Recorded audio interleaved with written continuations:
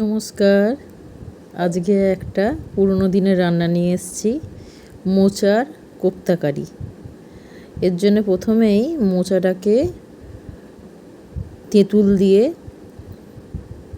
সেদ্ধ করে নিতে হবে এবং জল ঝরিয়ে নিতে হবে। এরপর মোচা আর আলুটাকে খুব ভালো করে মেখে নিতে হবে, নাহলে খচখচে থাকবে, মুখে লাগবে, খেতে ভালো লাগবে না। দেখুন, ভালো করে মোচাটাকে মাখা হয়ে গেছে। এরপর এতে পরিমাণ মতো নুন দিয়ে দিচ্ছি। এরপর পরিমাণ মতো হলুদ দিয়ে দিলাম 1 টেবিল স্পুন। একটা ভাজা মশলা এর জন্য লাগে, জিরে, ধনে, শুকনো লঙ্কা শুকনো খোলায় ভেজে ভালো করে গুঁড়িয়ে নিয়েছি। সেই ভাজা মশলাটা এর মধ্যে দিয়ে দেবো। আপনারা কীরকম ঝাল খাবেন সেই রকমভাবেই শুকনো লঙ্কাটা দেবেন। এটা খেতে খুব সুন্দর হয়। ভাজা মশলাটা দিয়ে দিয়েছি। এবার অল্প পরিমাণ চিনি দিয়েছি স্বাদের জন্য। এটা এবার খুব ভালো করে মেখে নেব। দেখুন, এই রান্নাটাতে হেল্প করেছে আমার মা। আমাদের এরকম রান্না হয় তো মা খুব ভালো করে এসব। আমি জাস্ট বলে দিচ্ছিলাম, মাও হেল্প করছিল, আমিও হেল্প করে দিচ্ছিলাম। এরপর বাদামগুলো ভেজে নিয়েছি সর্ষের তেলে। বাদামগুলো ভেজে তুলে রাখবো। আপনাদের বলছি, আপনাদের অসংখ্য ধন্যবাদ রান্নাগুলো দেখার জন্য, এত ভালোবাসা দেওয়ার জন্য। প্লিজ কমেন্ট করে জানাবেন কেমন হচ্ছে।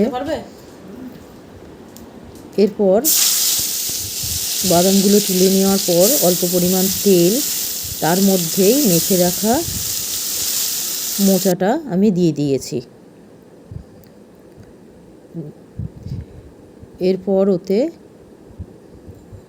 2 চামচ মতন আদা বাটা দিয়েছি। আর যে বাদামগুলো ভেজে তুলে রেখেছিলাম সেগুলো হাফ হাফ করে ভেঙে দিয়েছি। খুব বেশি ভাঙবো না, তাই হালকা হাতে ভাঙবেন।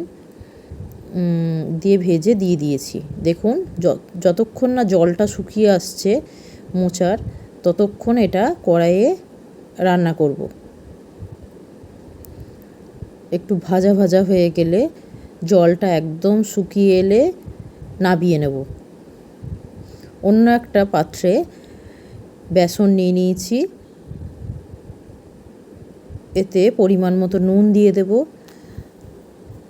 দিয়ে জল দিয়ে একটা ব্যাটার তৈরি করে নেব কোপ্তার কোটিংয়ের জন্য। ব্যাটারটা খুব পাতলা হবে না, আবার খুব মোটাও হবে না, জাস্ট কোপ্তার বাইরে লেগে থাকবে বেসনের ব্যাটারটা, সেই জন্য। দেখুন, আমি চ্যাপ্টা আকারে কোপ্তাগুলো তৈরি করে নিয়েছি। গোল গোল করলে অসুবিধা হয় ভাজতে, তাই এটাই সহজ পদ্ধতি আমার মনে হয়। তাই চ্যাপ্টা চপের মতন, চপ যেরকম হয় সেই রকমই, কিন্তু একটু মোটা মোটাভাবে তৈরি করে বেসনে ডুবিয়ে আমি ভেজেছি।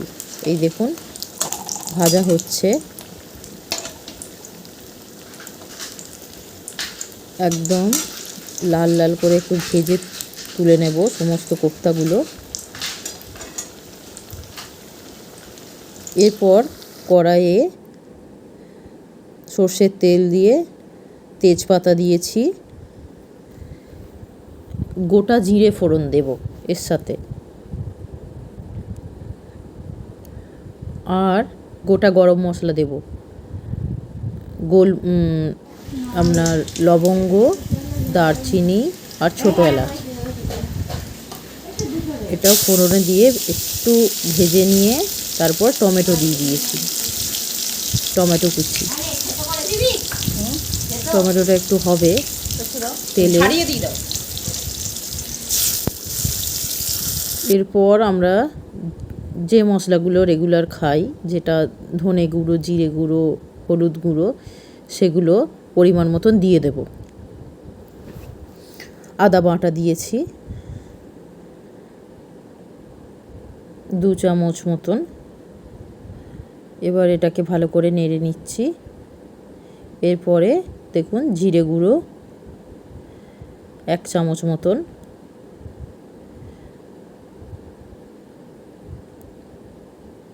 আমার মা বাড়িতেই ধনে আর জিরে শুকনো খোলায় ভেজে গুঁড়ো করে রাখে এবং সেই গুঁড়োটা দিয়েই রান্না হয় এবং তার টেস্টটাই আর অন্য রকমের হয়। প্রত্যেকটা তরকারির যেটাই রান্না করে তার টেস্টটা অনেক ভালো হয়।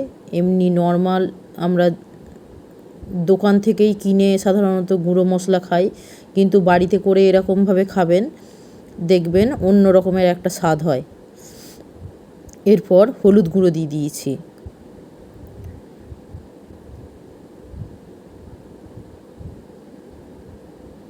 সামান্য জল দিয়ে দেবো যাতে মশলাটা না পুড়ে যায় আর টমেটোগুলো ভালো একদম নরম হয়ে যাবে। এবার এটাকে আমি ফুটতে দেব ভালো করে। এটা যতক্ষণ না তেলটা ছেড়ে আসছে ততক্ষণ এটাকে হতে দেব। এর মধ্যে পরিমাণ মতো চিনি দিয়ে দিয়েছি।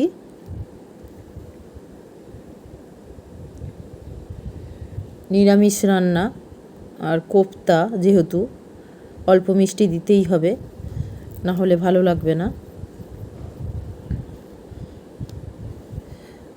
পরিমাণ মতো নুন দিয়ে দিলাম। দেখুন তেলটা ছেড়ে ছেড়ে আসছে। খুব ভালো করে এটাকে কষবো।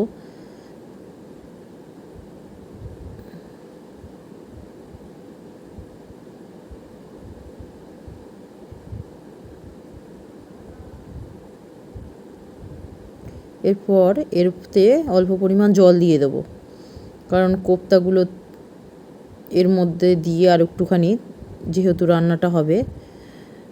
আচ্ছা, কুচনো কাঁচা লঙ্কা দিয়ে দিয়েছি ঝালের জন্য।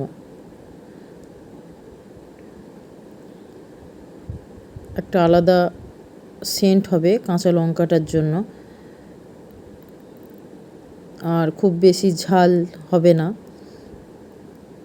দেখুন অল্প জল দিয়ে দিয়েছি এবং ফুটতে দিয়ে দিয়েছি। এরপর কোপ্তাগুলো দিয়ে দিচ্ছি।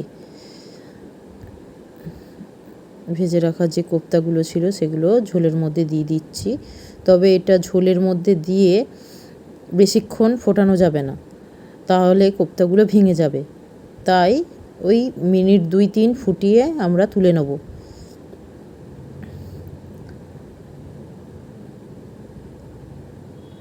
এরপর কোপ্তাগুলোকে উল্টে দেব, না হলে নিচের দিকের কোপ্তাগুলো একদম ভেঙে যাবে। ঝোলের মধ্যে দেওয়ার সাথে সাথে এগুলো ফুলতে শুরু করে দেবে, আর খুব তাড়াতাড়ি করে এগুলো উল্টে নাবিয়ে নেব।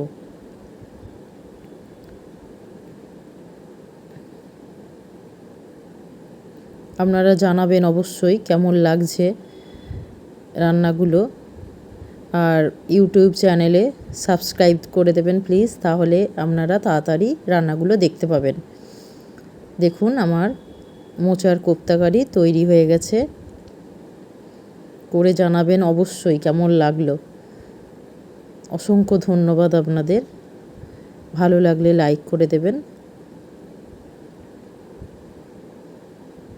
ধন্যবাদ।